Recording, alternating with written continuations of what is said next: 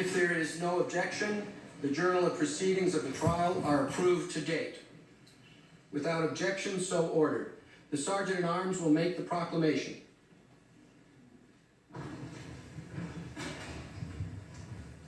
Hear, hear, hear.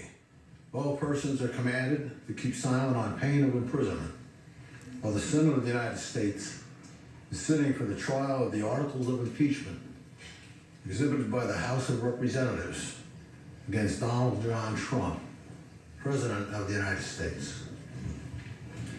The Majority Leader is recognized. Today, the Senate will conduct up to 8 hours of questions to the parties delivered in writing to the Chief Justice.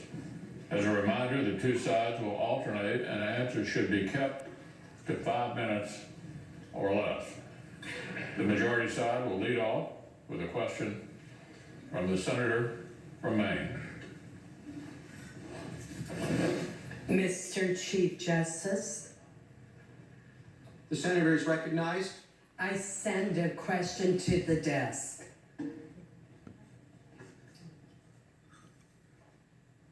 On behalf of myself, Senator Murkowski, and Senator Romney.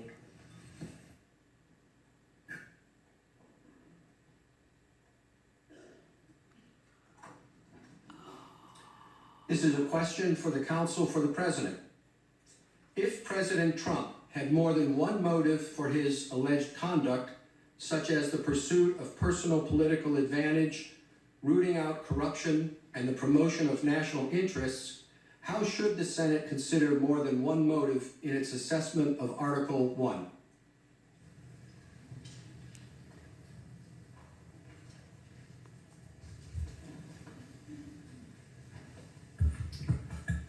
Mr. Chief Justice, Senators, in response to that question, there are really two layers to my answer, because I'd like to point out first that even if there was only one motive, the theory of abuse of power that the House managers have presented, that subjective motive alone can become the basis for an impeachable offense, we believe is constitutionally defective.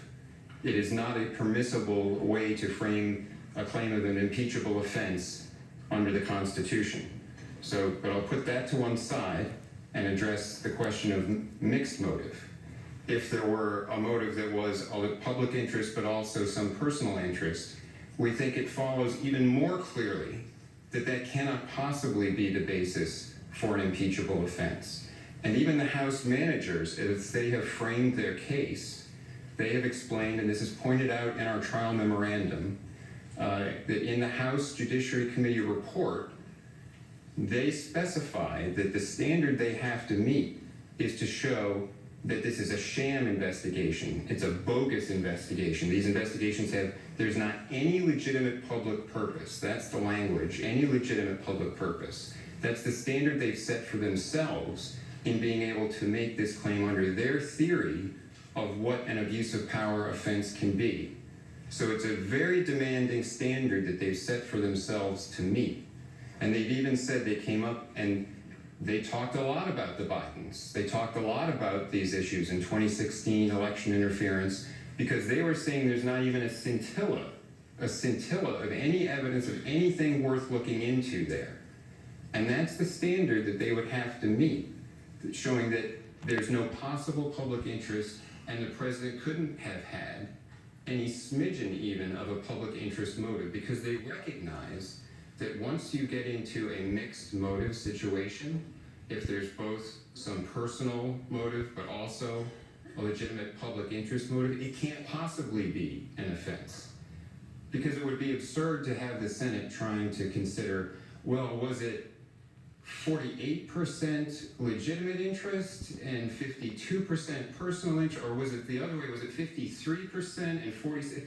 You can't divide it that way. And that's why they recognize that to have even a remotely coherent theory, the standard they have to set for themselves is establishing there is no possible public interest at all for these investigations. And if there is any possibility, if there is something that shows a possible public interest, and the president could have that possible public interest motive, that destroys their case. So once you're into mixed motive land, it's clear that their case fails. There can't possibly be an impeachable offense at all. And think about it, all elected officials, to some extent, have in mind how their conduct, how their decisions, their policy decisions will affect the next election. There's always some personal interest in the electoral outcome of policy decisions. And there's nothing wrong with that. That's part of representative democracy. And to go start saying now that, well, if you've got a part motive that's for your personal electoral gain, that that's somehow going to become an offense, it doesn't make any sense. And it's totally unworkable. And it can't be a basis for removing a president from office. So the bottom line is, once you're into any mixed motive situation, once it is established that there is a legitimate public interest that could justify looking into something, just asking a question about something, the manager's case fails, and it fails under their own terms. They recognize that they have to show no possible public interest. There isn't any legitimate public interest. And they've totally failed to make that case. I think we've shown very clearly that both of the things that were mentioned, 2016 election interference and the Biden-Burisma situation, are things that raise at least some public interest. There's something worth looking at there. It's never been investigated in the Biden situation. Lots of their own witnesses from the State Department said that on its face, it appears to be a conflict of interest. It's at least worth raising a question about, asking a question about it. And there is that public interest, and that means their case absolutely fails. Thank you. Thank you, counsel. The Democratic leader is recognized.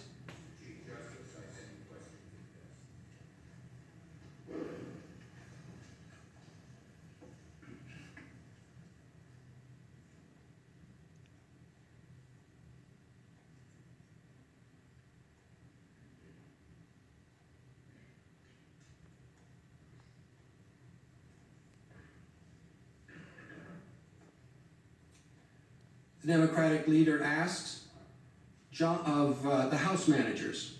John R. Bolton's forthcoming book states that the president wanted to continue withholding $391 million in military aid to Ukraine until Ukraine announced investigations into his top political rival and the debunked conspiracy theory about the 2016 election. Is there any way for the Senate to render a fully informed verdict in this case without hearing the testimony of Bolton, Mulvaney, and the other key eyewitnesses, or without seeing the relevant documentary evidence?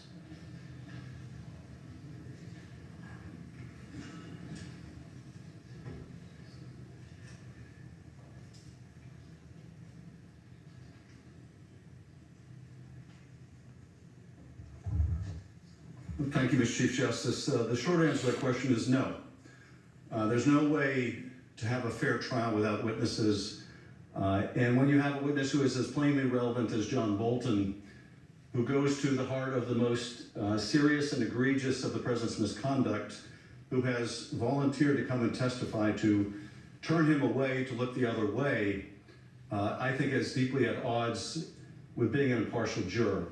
I would also add in response to the last question that if any part of the president's motivation was a corrupt motive, it was a causal factor in the action to freeze the aid or withhold the meeting, that is enough to convict. It would be enough to convict under criminal law.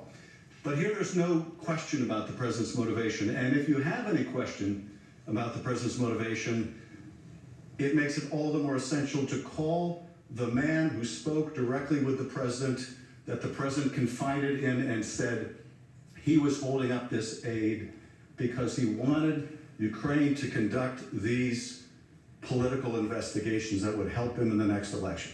If you have any question about whether it was a factor, the factor, a quarter of the factor, all of the factor, there is a witness, a subpoena away, who can answer that question.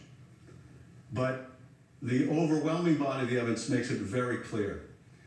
On July 26th, the day after that phone call, Donald Trump speaks to Gordon Sondland. That's that conversation at Ukraine restaurant. And what does Gordon Sondland, what is the president's question of Gordon Sondland the day after that call? Is he going to do the investigations? Now, Council President would have you believe the president was concerned about burden sharing. Well, he may have had a generic concern about burden sharing in other contexts. But here, the motivation was abundantly clear. On that phone with Gordon Sondland, the only question he wanted an answer to was, is he going to do the investigation? Now, bear in mind, he's talking to the ambassador to the European Union. What better person to talk to if his real concern was about burden sharing than the guy responsible for Europe's burden sharing? But did the president raise this at all? Of course not. Of course not. And if you have any question about it at all, you need to hear from his former national security advisor. Don't wait for the book. Don't wait till March 17th when it is in black and white to find out the answer to your question. Was it all the motive, some of the motive, or none of the motive? Now, we think, as I mentioned, the case is overwhelmingly clear without John Bolton, but if you have any question about it, you can erase all doubt. Now, let me show you a video, underscore number 2, slide 2, how important this is. As House managers, really, their goal should be to give you all of the facts, because they're asking you to do something very, very consequential. And ask yourself, given the facts you heard today that they didn't tell you, who doesn't want to talk about the facts? Who doesn't want to talk about the facts? Impeachment shouldn't be a shell game. They should give you the facts. Last video, which is even more important and on point for Mr. Bolton. Number 3. And once again, not a single witness in the House record that they compiled and developed under their procedures that we've discussed and will continue to discuss provided any firsthand evidence that the president ever linked the presidential meeting to any investigations. Anyone who spoke with the president said that the president made clear that there was no linkage between security assistance and investigations. No, that's not correct, right? Because, of course, Mick Mulvaney said that the money was linked to these investigations. He said, in acknowledging a quid pro quo, they do it all the time and we should just get over it. Gordon Sondland also said, the president said, on the one hand, no quid pro quo, but also made it clear that Zelensky had to go to the mic and announce these investigations. Thank you. Thank you, Justice.